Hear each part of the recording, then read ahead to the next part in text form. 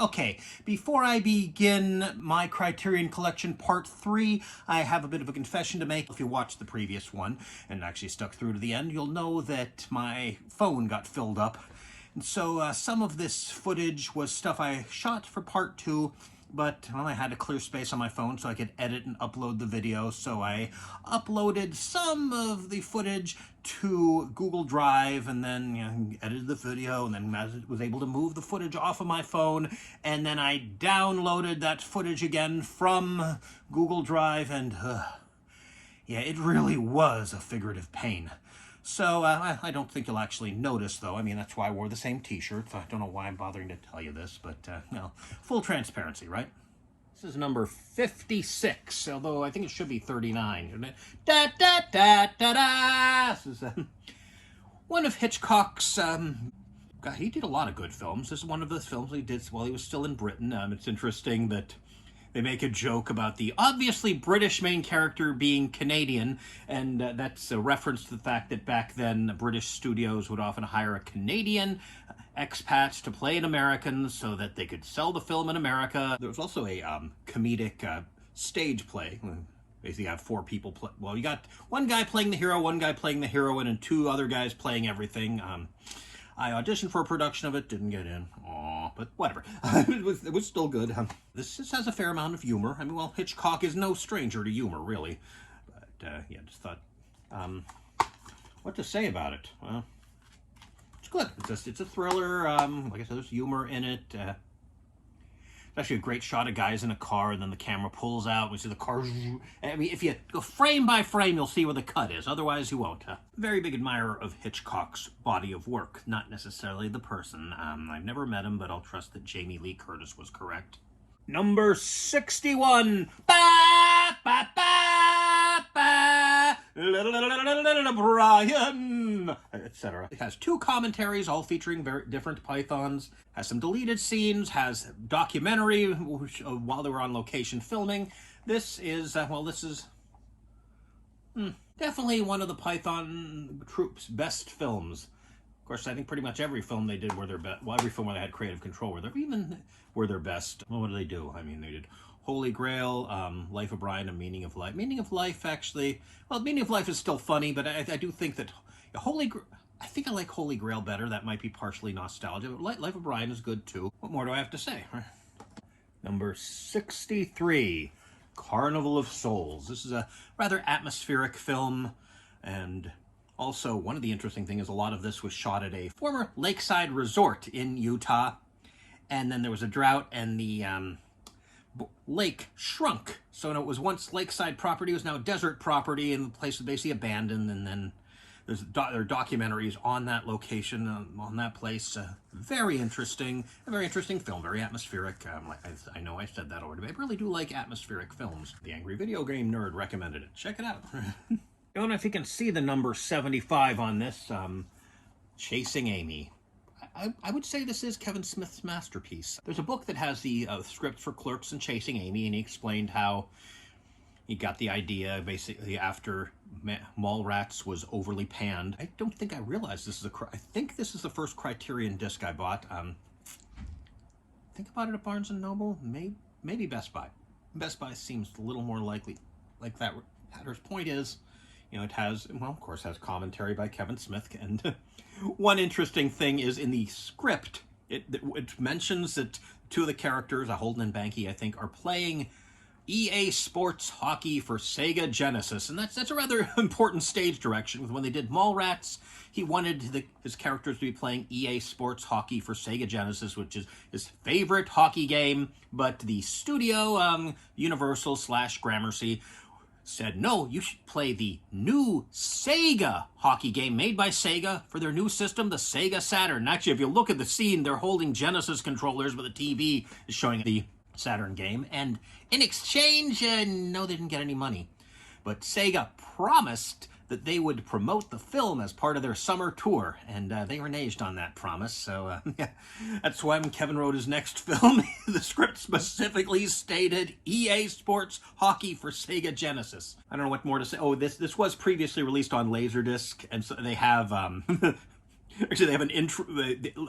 At the time they did the commentary, Laserdisc was still considered to be the collector's preferred medium, and DVD was this new thing, and they hadn't quite worked the kinks out yet, and they're also doing a lot of lousy job. I mean, just releasing stuff. Anyway, there was one part where Kevin says, F DVD, Laserdisc forever. There's an intro somewhere. You know, somebody says something bad about DVD, but yeah, I think that must have been Jason. Yeah, the Criterion Laserdiscs used to have color bars, and they have them commenting on the color bars. Wow, look at the colors. Yeah, I'm gonna pretend I see this color, and I got that wrong, and this other color that I got. Ooh, almost forgot. Here, I should check if this comes with a booklet. Whoop. Oh, here we go.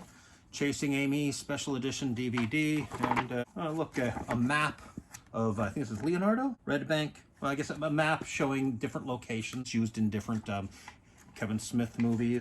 Little piece by Kevin Smith here. Credits, cast, DVD production stuff. It's the hows and whys of Chasing Amy. It's more than the other one had. Oh, also pamphlet of Jay and Silent Bob and a whole lot more, so, you know, Universe merchandise. That's neat. Next up, number 91. Beware of the blob, it eats and sleeps and poops and crawls along the floor and up your butt, and then it poops some more. It likes to poop, be careful of the blob. Ooh. Of course, this is the classic 1958 horror film with a lot of comedy elements, and also shot in Phoenixville, Pennsylvania. Ooh, yay, Pennsylvania. Starring Stephen McQueen, who would soon drop the N as, according to the director, the world's oldest teenager. I was actually a little bit disappointed because, well, if you're at all familiar with the film, you know about the theme song that I just mangled earlier. Originally, there was an instrumental part written for the opening credits, and James Rolfe, the angry video game nerd, went to Blobfest, and he did a piece explaining they were selling the soundtrack album, which included the original opening credits theme that I should point out, it was never actually used in the film. It's not like the original release had it and then they changed. No, they went with the pop Burt Bacharach theme, which was actually a good idea because radio stations played this weird song, and that got a lot of publicity for the movie, and people went to see the movie. But they did show a clip of the opening credits with that originally intended music, and I thought that was an extra on the Criterion release. It wasn't. Big deal. Still, you know, entertaining film, and let's see here. Yeah, pamphlet. So, commentary. I think the commentary. I remember there being a commentary. Oh, 2 commentaries. Yeah. So, I very much enjoyed this. Next up, number 110 and 111 and 112 and 439, 730, and 731, all in box set 729. This is the Complete Jacques Tati. Jacques Tati was a French auteur, really. He directed and wrote, and most importantly, perhaps, starred in most of the films. He played Monsieur Hulot, who was the proto-Mr. Bean. The documentary on the Mr. Bean's Holiday DVD actually acknowledges this. They show a clip from Monsieur Hulot's Holiday. One of these days I need to do a video about Monsieur Tati's penchant for, well, sometimes useless gadgets, but mostly impractical gadgets. That is, they might work, except, yeah, he only made 6 features. Like one reason being that he got a little overly ambitious at times. His magnum opus, even if it might not be his best film, Playtime. Here he built a backlot outside of Paris in land leased from the French government. That would come back to bite him. And they built everything, and then it was destroyed in a storm, and they didn't insure it to begin with. They had to build it again. And then, well, eventually, I don't think any other films ended up shooting on that backlot because, well, the land was leased from the French government, and they wanted it for, I think, a traffic exchange. So, yeah, and the movie was shot in 70mm at a time when no French theater was equipped for 70mm. And they were unable to sell it to America, where, of course, there were theaters that could do 70mm. So, yeah, he went into debt. He had to sell off the rights to his other films. Eventually, he got them back, but yeah, he only made 2 other films after that. Also, a lot of commentaries, a lot of behind the scenes, a lot of interviews, some shorts. This guy is funny. And these films are fascinating. Box set 123, which contains films 123 and 361. As, of course, Grey Gardens and the Beals of Grey Gardens. Grey Gardens is this rather famous documentary that basically just sort of filmed what was going on, and they also interfered at times. But it's about Big Edie and Little Edie Beale.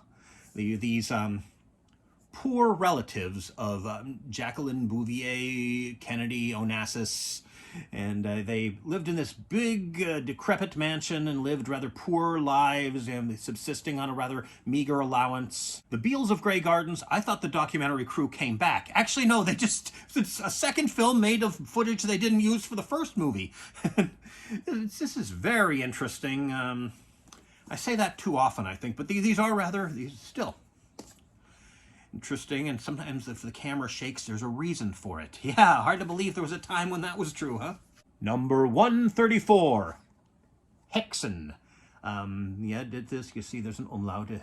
This is a silent Swedish film from 1922, so it's basically about witch trials. There's also a lot of supernatural special effects stuff, and this was later re-released in America in the 1960s as Witchcraft Through the Ages, and it was kind of interesting. Basically, any time there was what would have been done with narration if it hadn't been a silent film, they did with narration, and then if there was actual dialogue among characters, that was done with intertitles. And one thing I found interesting was that there's this part where a young monk starting to think that this woman they've accused of witchcraft isn't really a witch because she cried, and everybody knows witches don't cry, but the senior monk says, "She tricked you. She rubbed dirt into her eyes to make it look like she was crying."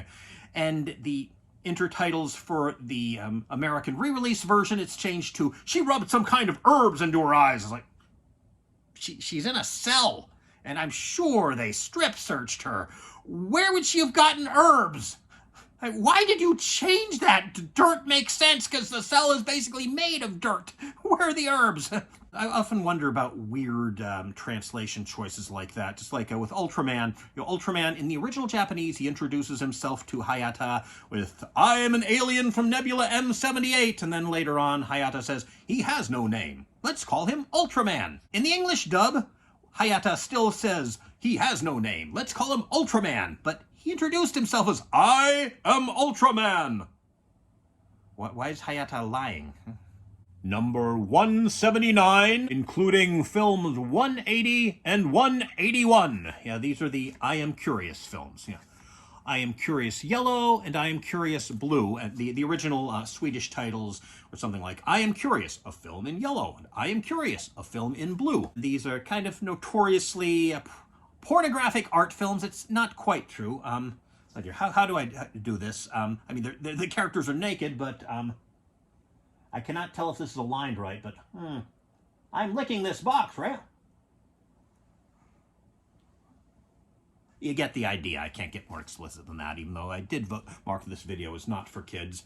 Basically, this woman goes off on a sexual odyssey or something, and not unlike a previous film we just covered, Yellow is the original film, and then Blue is made from whatever they didn't use for Yellow. It's a little different since it does have a scripted or somewhat scripted narrative. Are basically the same movie, except different things happen different ways because they're using alternate takes, alternate versions, whereas these are very much more different. And that's about 14 minutes worth of footage, and coincidentally the end of another shelf. So it seems like a good place to pause. I'm not wearing pants.